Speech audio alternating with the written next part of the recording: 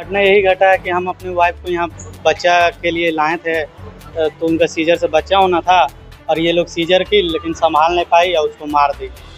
धनबाद जिले के एक निजी अस्पताल जिसका नाम राज क्लिनिक है, आज धनबाद के विकास नगर के रहने वाले परिवार के द्वारा खूब हंगामा किया गया और यह आरोप लगाया गया कि प्रसव के दौरान अस्पताल प्रबंधक ने लापरवाही करते हुए घर की महिला की मौत हो गई। परिवार के लोगों का कहना है कि उनसे अपने घर की महिला को 30 तारीख को अस्पताल में भर्ती कराया था। 31 को दीपावली होने के कारण कोई भी अस्पताल के अच्छे डॉक्टर ने ट्रीटमेंट जाकर नहीं किया, जिसके कारण ऑपरेशन के दरमियान काफी ब्लीडिंग होने लगी।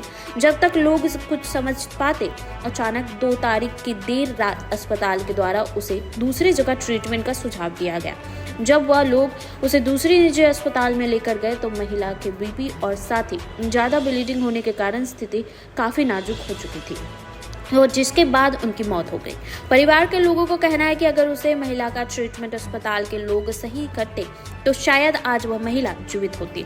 वहीं इस पूरे मामले पर स्थानीय थाना प्रभारी ने कहा कि परिवार के लोगों द्वारा अब तक कोई लिखित शिकायत नहीं की गई है, जिसे अगर लिखित शिकायत कर दी जाती है तो जो दोषी होंगे उन पर कार्रवाई की जाएगी।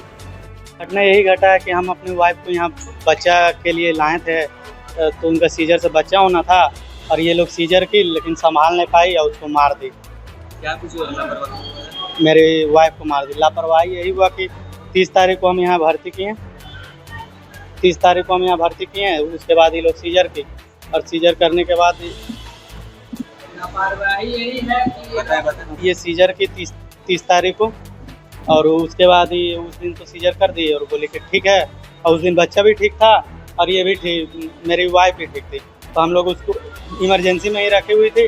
तो ठीक है, 31 तारीख हुआ 31 तारीख को था दीपावली, तो अगर आप सीजर आज किए हैं तो कल तो आप ज़रूर चेक कीजिएगा।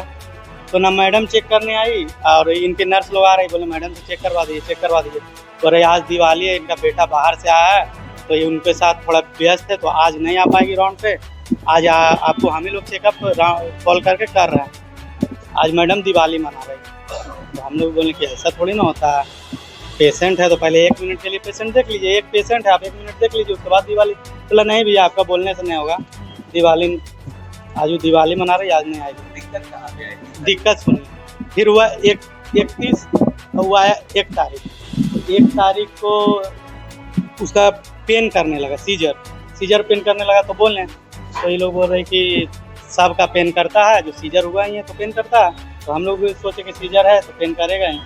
उसके बाद ये लोग बोले ठीक है,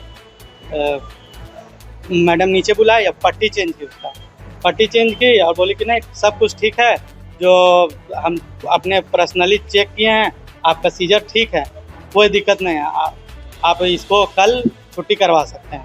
मतलब 2 तारीख को सुबह आए, उसको चाय बिस्किट खिलाएं, उसके बाद उसको उल्टी हो गया, तो बोले मैडम उल्टी हो गया। मैडम को नहीं बोले, मतलब जो नर्स चेकअप करती है रूटीन, उसको बोले उल्टी हो गया। बोले ठीक है, उल्टी हो गया, कोई दिक्कत नहीं है, होता है, पानी कम पी होगी इसलिए उल्टी होता है।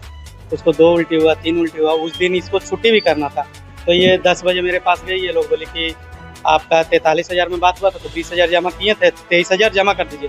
तो हम बोले कि अरे यार, आप पहले मैडम को बोलिए पेशेंट चेक करेंगे, उसके बाद हम पैसा जमा करेंगे। बोले नहीं वैसे नहीं होता, आप जमा कीजिए ना, हम लोग कागज़ बना रहे हैं। तो ये लोग बोले ठीक है।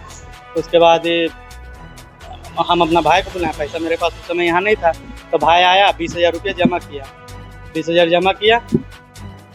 उसके बाद हम लोग गए, बोले कि मैडम से आप दिखवा दीजिए, 20,000 जमा हो गया। बोले नहीं 3 और जमा कीजिए तब मैडम देखेगी। इस क्रम में उसको 5 उल्टी हो चुका था। उसके बाद मैडम इसको बुलाई, चेक की, देखी कि इसका स्टिचिंग वगैरह, बोली कि स्टिच, फिर से उसको पट्टी बदली और मैडम को कुछ लगा इसलिए हीमोग्लोबिन जांच की है, और तो इसका हीमोग्लोबिन बहुत कम पाया गया, इसका हीमोग्लोबिन 5 था। तो मैडम हमको बोली 2 यूनिट खून का जुगाड़ कीजिए। हम बोले 2 किया, आप 4 मांगिएगा, 4 भी हम ला देंगे, कोई दिक्कत नहीं। तो हम गए तुरंत और चक्रवर्ती नर्सिंग होम से 2 यूनिट खून लाए यहाँ।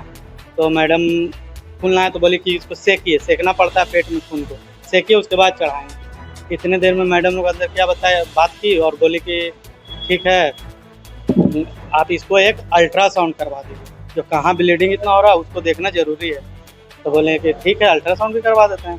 तो अल्ट्रासाउंड करवाने ले गए लगभग 6 बजे। 6 बजे तक। कल मेरा पेशेंट ठीक है, हम अल्ट्रासाउंड करवाने ले गए आयुष्मान में उसको। बात कर रही थी, चल रही थी मेरा पेशेंट 6 बजे, कल शाम 6 बजे। सुनिए ना, कल शाम 6 बजे मेरा पेशेंट ठीक थी, चल रही थी, बात कर रही थी। तो हम बोले ठीक है, अच्छी बात है। तो यहाँ आए अल्ट्रासाउंड का रिपोर्ट लेके, तो मैडम हमको ऑफिस में बुलाई, बोली कि इसका ब्लड क्लॉटिंग हुआ है, जो अंदर सतह में ब्लड जम रहा। बोले ठीक है, कोई दिक्कत नहीं, अगर ब्लड जम रहा तो ठीक है, जमने दीजिए, इसका कोई उपाय होगा। तो या आपका गलती है इसलिए ब्लड जम रहा, आप ऑपरेशन कैसे किए?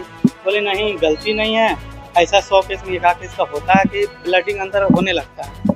तो बोले ठीक है मैडम, इसका उपाय? तो बोले इसका छोटा सा ऑपरेशन करेंगे, छोटा सा, और इस ब्लड निकाल देंगे।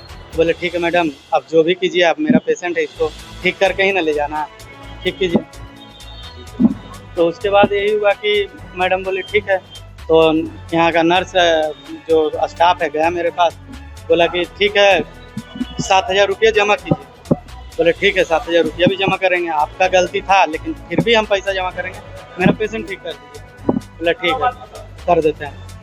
तो पैसा उस समय जमा नहीं किया, बोले मेरा पेशेंट ठीक कीजिए, डिस्चार्ज करेंगे, जमा कर देंगे। तो 8 बजे से ये लोग ऑपरेशन स्टार्ट की। वो भी बोले मैडम कोई कॉम्प्लिकेशन नहीं ना, ठीक हो जाएगा ना? बोले हाँ, छोटा सा ऑपरेशन करेंगे, आप कॉम्प्लिकेशन क्या, पूरा पेट थोड़ी ना खोलना है।